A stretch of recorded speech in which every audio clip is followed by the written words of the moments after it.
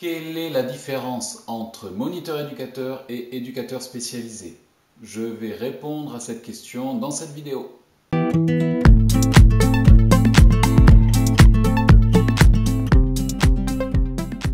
Bonjour, je m'appelle Mathieu, je suis éducateur spécialisé.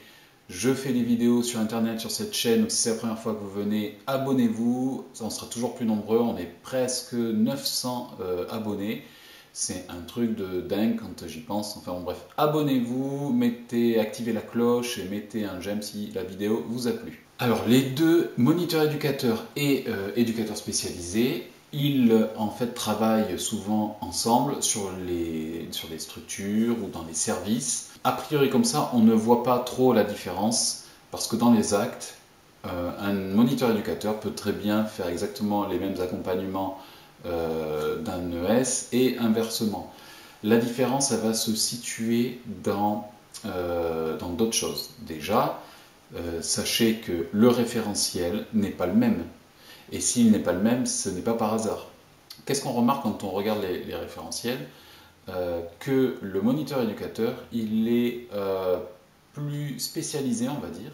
Il est plus formé et on l'attend davantage sur l'animation du quotidien, sur l'animation d'activités. Par rapport au projet, dans toutes les formes de projet, alors évidemment il peut en créer, évidemment le projet personnalisé, il peut le concevoir, lui aussi l'écrire ou le co-écrire avec la personne accompagnée, mais on va plus l'attendre sur une participation. Ce n'est pas une obligation, on va dire.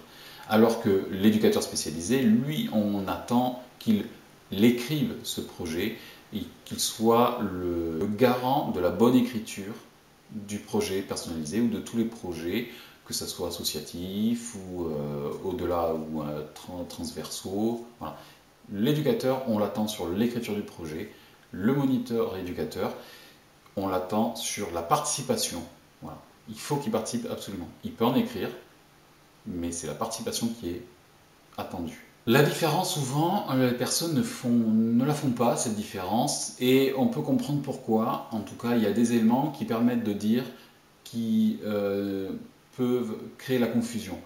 Ces éléments-là, moi, je dirais a priori que ça vient essentiellement du référentiel. Non pas qu'ils soient différents, qu'ils soient les mêmes, ils sont bien différents, mais ce sont les titres, les items, les 4 domaines de compétences qui ont les mêmes titres. Donc on sent bien qu'on est là tous pour la même chose. Et du coup, dans le concret du terrain, on peut parfois ne pas voir les différences. Et on ne peut pas le voir, et je dirais même que ce sont les professionnels, que ce soit ME ou ES, qui ne voient pas les différences. C'est-à-dire que je suis sûr que mes collègues ME font des choses que je n'arrive pas à percevoir, et donc du coup j'ai l'impression qu'ils ne le font pas, ou en tout cas je ne le vois pas, et je ne verrai que ce qu'ils font comme moi, on va dire, et les moniteurs éducateurs, de même, ne verront pas peut-être tout le travail que je vais effectuer pour certaines choses, et du coup ils vont dire, ben, en fait, ce qu'il fait, il fait comme moi, et je fais la même chose que lui. Eh bien non, pas du tout, et ça, je vais vous l'expliquer.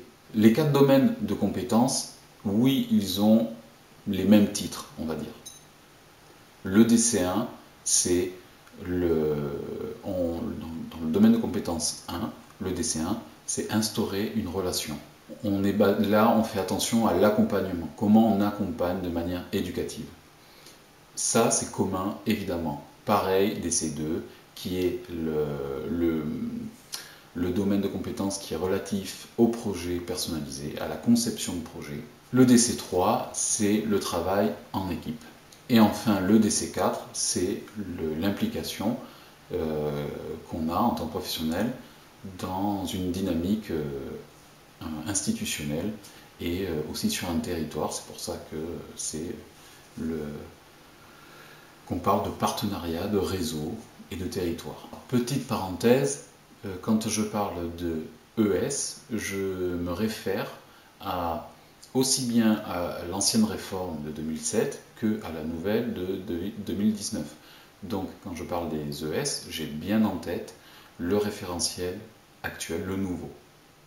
La différence, du coup, elle va être difficilement explicable d'une manière théorique. Je vais le faire, je vais tenter de le faire, mais sachez que tout ce que je vais dire peut ne pas être du tout vérifié sur le terrain, car toutes les structures font un petit peu d'une manière différente. C'est-à-dire que dans le foyer où je travaille, les ME et les ES ont un travail qui est organisé d'une certaine manière qui fait qu'on distingue plus ou moins cette différence. Mais dans un autre établissement, peu importe lequel, cette différence de diplôme et donc d'action après sur le terrain ne va peut-être effectivement pas se voir ou moins. Je ne suis pas du tout en train de dire que elle existe absolument, elle peut ne pas trop exister. Mais moi je vais vous dire un petit peu quelle est la différence au niveau des attentes, au niveau vraiment de l'essence de ces métiers-là, des attendus. Et après, ça s'exprime de manière différente, autant qu'il y a de services et d'établissements en France partout. Donc, ce que je dis, ça ne vaut que pour moi, et ça vous permettra à ceux qui n'ont aucune idée de la différence entre les deux, de vous faire une petite idée. Si on passe rapidement, même au foyer où je travaille, même si on passe rapidement, on ne va pas voir a priori la différence de responsabilité, des choses comme ça. Si on s'attarde, c'est-à-dire concrètement, l'accompagnement que je vais effectuer, ça sera le même que ma collègue ME ou ma collègue AMP AES. On va faire a priori la même chose, sauf que on attend davantage de précision, on attend davantage de retour et d'analyse professionnelle sur par rapport aux résidents. Un moniteur éducateur, il va être beaucoup plus, il va proposer beaucoup plus des activités et il va être plus en capacité, on va dire, à les animer.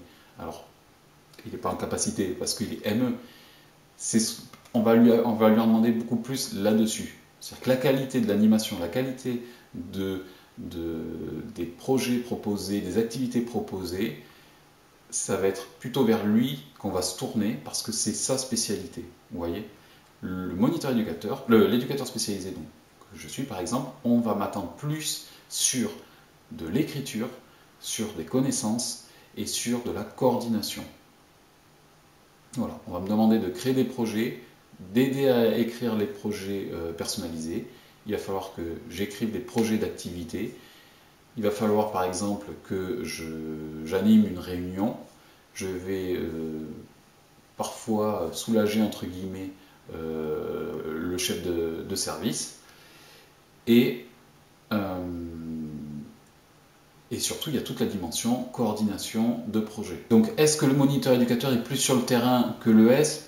Alors oui, c'est vrai que moi par exemple, sur le foyer où je travaille en tant qu'ES, j'ai des heures de coordination, donc des heures où je suis amené soit à me déplacer pour aller à des rendez-vous interinstitutionnels et donc du coup pour faire des échanges, des liens, des réunions, voilà. Soit je suis dans un bureau en train de taper et d'écrire, de projeter, enfin de faire des projets justement et d'élaborer quelque chose, de chercher des contacts, et donc c'est plus un travail de bureau. Voilà. Les collègues ME ne vont pas faire ça, mais ils vont eux aussi avoir des heures au bureau assis à écrire les projets personnalisés ou à écrire un projet d'activité. Mais ça va être plus ponctuel. Moi, par exemple, en tant qu'ES, c'est repéré sur mon emploi du temps. J'ai des heures de coordination. Mes collègues, non. Mais eux, ils ont des heures, et ils ont des heures et du temps pour faire, pour préparer et faire, et réaliser, et animer des animations. Chose que je ne fais pas, par exemple. Voilà. Pour faire une petite parenthèse par rapport aux AES ou AMP, puisque peut-être que quelqu'un parmi vous est intéressé aussi, se pose la question de cette différence-là, on va peut-être plus les attendre davantage, eux, sur le côté santé de la personne, sans pour autant tomber dans le sanitaire, mais plus aux besoins fondamentaux, primaires de la personne, savoir, et je le vois concrètement sur le terrain partout où je suis passé et là où je travaille,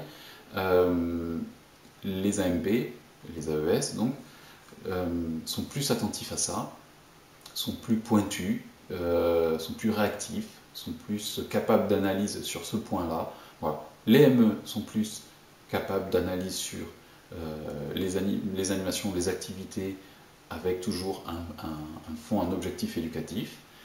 Et l'éducateur spécialisé, lui, il coordonne un petit peu tout ça, il peut coordonner tout ça, il a une connaissance peut-être un petit peu plus poussée, on l'attend plus sur les écrits,